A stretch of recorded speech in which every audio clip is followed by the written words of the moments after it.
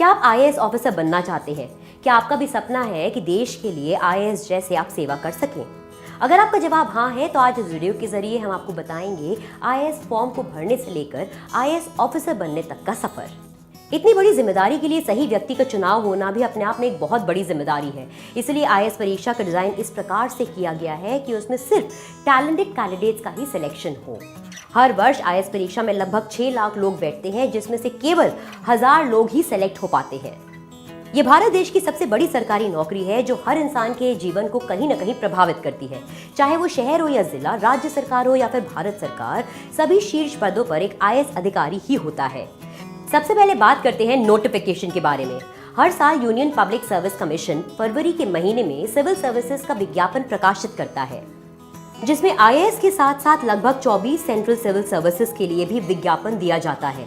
भारत में आईएएस यानी Indian administrative service, IPS Indian police service तथा आईएफओएस इंडियन फॉरेस्ट सर्विस को ऑल इंडिया सर्विस कहा जाता है। बाकी की सर्विसेज सेंट्रल सिविल सर्विसेज में आती है। इनमें शीर्ष पर आईएफएस यानी इंडियन फॉरेन सर्विसेज होती है। पिछले कुछ सालों से इस विज्ञापन में लगभग 1000 सीटें विज्ञापित करी जाती हैं और अंतिम मेरिट के अनुसार सभी चयनित अभ्यर्थियों को उनके क्रम अनुसार सर्विसेज प्रदान करी जाती हैं। आइए अब जानते हैं कि क्या होता है एलिजिबिलिटी क्राइटेरिया। इस परीक्षा में भारतीय नागरिकों के साथ साथ तिब्बत के रिफ्यूजी, भूटान और नेपाल के लोग भी शामिल हो सकते हैं। लेकिन आईएएस और आईपीएस बनने के लिए कैंडिडेट को भारतीय नागरिक होना जरूरी है। इसके साथ ही साथ वो भारतीय लोग जो दुनिया के विभिन्न कोनों में रह रहे हैं वो भी इस एग्जाम में बैठ सकते हैं। शैक्षिक योग्यता यानी एजुकेशनल क्वालिफिकेशन। इस परीक्षा के लिए किसी भी मान्यता प्राप्त संस्थान से ग्रेजुएट होना अनिवार्य है। फाइनल ईयर के स्टूडेंट्स भी इस परीक्षा में बैठ सकते हैं। इस परीक्षा की सबसे खास बात ये होती है कि इसमें मिनिमम परसेंटेज की रिक्वायरमेंट नहीं होती है। साथ ही साथ कोई सब्जेक्ट अनिवार्य नहीं होता है, यानी किसी भी विषय के ग्रेजुएट इस परीक्षा में बैठ सकते हैं। आइए अब बात करते हैं एज लिमिट यानी आयु सीमा के बारे में। इस परीक्षा के लिए विद्यार्थियों का न्यूनतम 21 वर्ष का होना अनिवार्य है। अलग अलग श्रेणियों के लिए अलग अलग आयु सीमा निर्धारित करी गई है। सामान्य श्रेणी के लिए 32 वर्ष, पिछड़े वर्ग की श्रेणी के लिए 35 वर्ष और SC/ST के लिए 37 वर्ष की आयु सीमा निर्धारित करी गई है। विकलांग श्रेणी के लिए तो और भी ज्यादा आयु सीमा निर्धारित करी गई है। आयु की गणना विज्ञापित वर्ष 1 अगस्त से की जाती है। आइए अब जानते हैं कि किन अभ्यर्थियों को फॉर्म भरने पर प्रतिबंध है। जो अभ्यर्थी पिछली किसी भी परीक्षा में आईएएस या आईएफओएस में सेलेक्ट हो चुके हैं वो दोबारा से फॉर्म नहीं भर सकते हैं।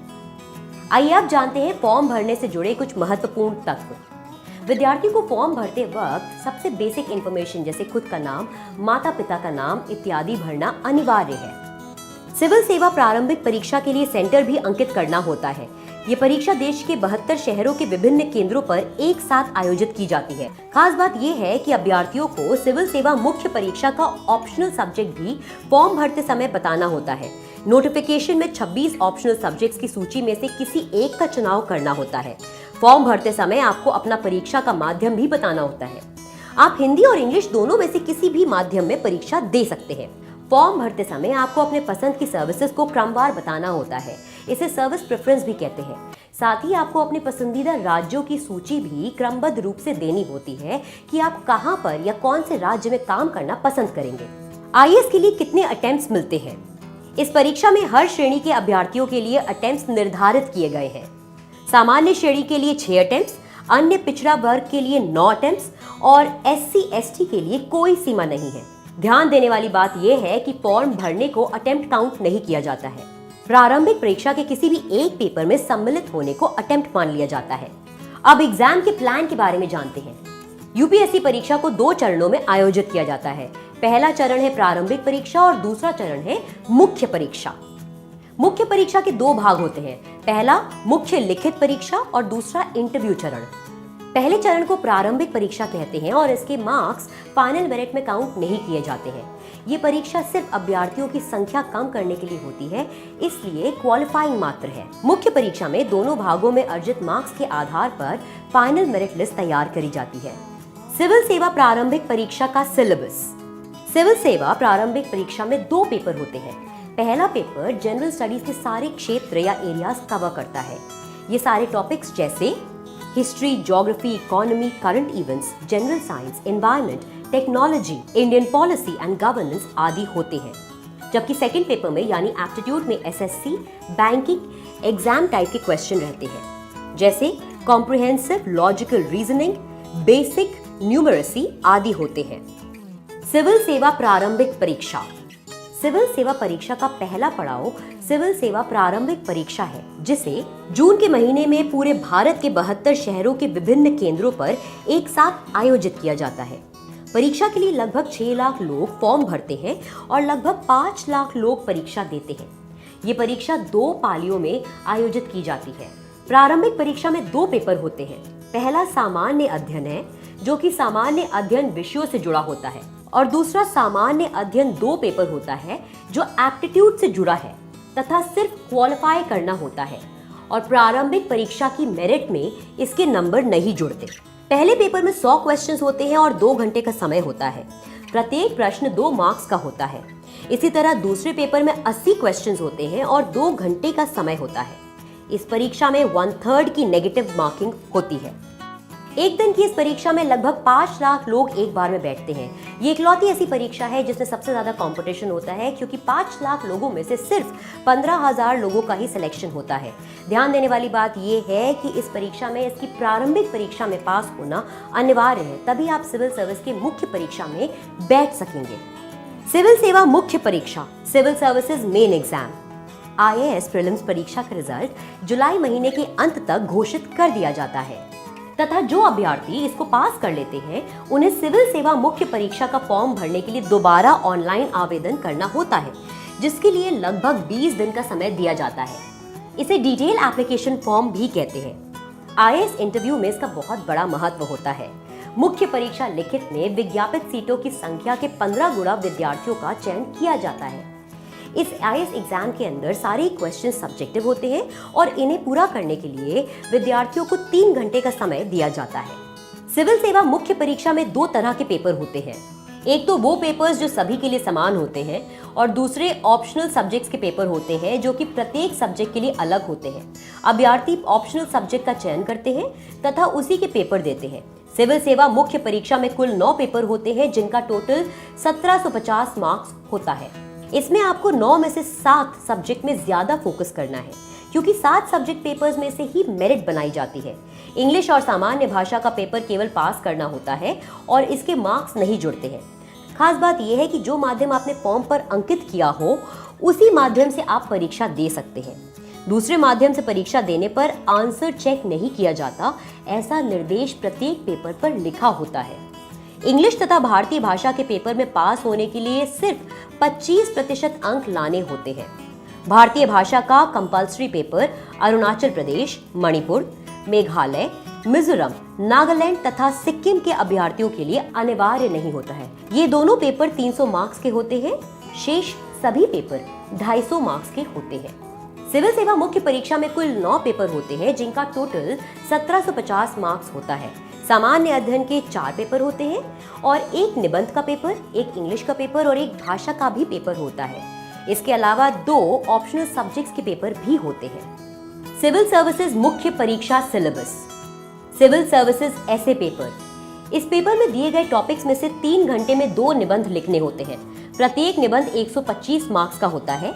पॉलिटिक्स, सोसाइटी, टेक्नोलॉजी, फिलॉसफी आदि से टॉपिक्स दिए जाते हैं। जनरल स्टडी पेपर 1 में Indian history, culture, world geography और सोसाइटी कवर होता है। जनरल स्टडीज पेपर 2 में governance, constitution, polity, social justice and international relation से प्रश्न आते हैं। जनरल स्टडीज पेपर 3 में technology, economic development, biodiversity, environment, security and disaster management में से प्रश्न आते हैं। जनरल स्टडी पेपर 4 में एथिक्स, इंटेग्रिटी एंड एप्टीट्यूड है। सामान्य शब्दों में कहा जाए तो आप क्या सोचते हैं, आपके विचार कैसे हैं, किसी घटना को लेकर आप कैसे रिएक्ट करते हैं। सिविल सेवा मुख्य परीक्षा। सभी जनरल स्टडीज के पेपरों में 20 क्वेश्चन होते हैं, जिनका उत्तर 3 घंटे में देना होता है। प्रत्येक 10 मार्क्स के लिए 150 शब्दों की तथा 15 मार्क्स के लिए 250 शब्दों की शब्द सीमा भी निर्धारित की गई है।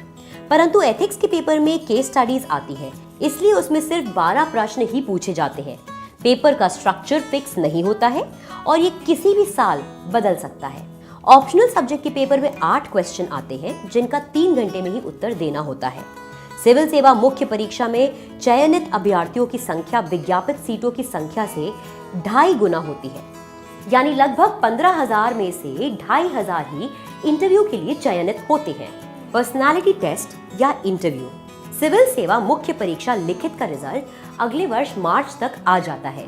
इंटरव्यू सिविल सेवा मुख्य परीक्षा का दूसरा भाग होता है। इसे पर्सनालिटी टेस्ट कहते हैं। ये इंटरव्यू 275 मार्क्स का होता है और इस इंटरव्यू में पूछे जाने वाले प्रश्न पहले से निर्धारित नहीं होते हैं। ज्यादातर प्रश्न आपके डिटेल्ड एप्लीकेशन फॉर्म से ही पूछे जाते हैं, इसलिए इस बात का बहुत खास ध्यान रखें कि जब आप अपना डिटेल्ड एप्लीकेशन फॉर्म भर रहे हैं तो आप उसको पूरी सच्चाई से भरें।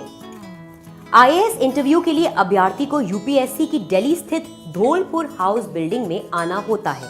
यहाँ अभ्यर्थियों के सभी ओरिजिनल डॉक्यूमेंट्स का वेरिफिकेशन किया जाता है तथा एक कॉमन हॉल में बैठा दिया जाता है। यूपीएससी के मेंबर्स की अध्यक्षता में एक इंटरव्यू पैनल बनाया जाता है जो कि कैंडिडेट्स का इंटरव्यू लेते हैं। इंटरव्यू पैनल में देश की विभिन्न क्षेत्रों से जुड़े दिग्गजों को आमंत्रित किया जाता है। आईएएस इंटरव्यू में अभ्यर्थी का कॉन्फिडेंस, एटीट्यूड तथा प्रॉब्लम सॉल्विंग स्किल्स चेक की जाती है। यहाँ अभ्यर्थी की पर्सनालिटी का सब्जेक्टिव असेसमेंट किया जाता है। सिविल सेवा के इंटरव्यू लगभग 20 दिन तक चलते हैं और इंटरव्यू खत्म होने के 10 दिन के बाद ही फाइनल रिजल्ट आ जाता है। फाइनल मेरिट लिस्ट इंटरव्यू और सिविल सेवा मुख्य परीक्षा लिखित के मार्क्स मिलकर बनती है। इसका मतलब यह है कि अधिकतम 2050 मार्क्स में से फाइनल मेरिट लिस्ट बनती है, जिसके आधार पे सर्विसेज प्रदान की जाती है। लगभग 100 रैंक तक के अभ्यर्थियों को आईएएस सेवा मिल जाती है। रिजल्ट के कुछ दिन बाद यूपीएससी अपनी रिकमेंडेशन को मिनिस्ट्री ऑफ पर्सनल भेजता है, जिसके कुछ दिन बाद ही सबको अपॉइंटमेंट लेटर जारी किए जाते हैं। अगर आपको ये वीडियो अच्छा लगा हो, इसका मतलब ये है कि अधिकतम 2050 मार्क्स में से फाइनल मेरिट लिस्ट बनती है, जिसके आधार पे सर्विसेज प्रदान की जाती है। लगभग 100 रैंक तक के अभ्यर्थियों को आईएएस सेवा मिल जाती है। रिजल्ट के कुछ दिन बाद यूपीएससी अपनी रिकमेंडेशन को मिनिस्ट्री ऑफ पर्सनल भेजता है, जिसके कुछ दिन बाद ही सबको अपॉइंटमेंट लेटर जारी किए जाते हैं। अगर आपको ये वीडियो अच्छा लगा हो तो इसे लाइक करना मत भूलिएगा। Till the next time, it's a good bye.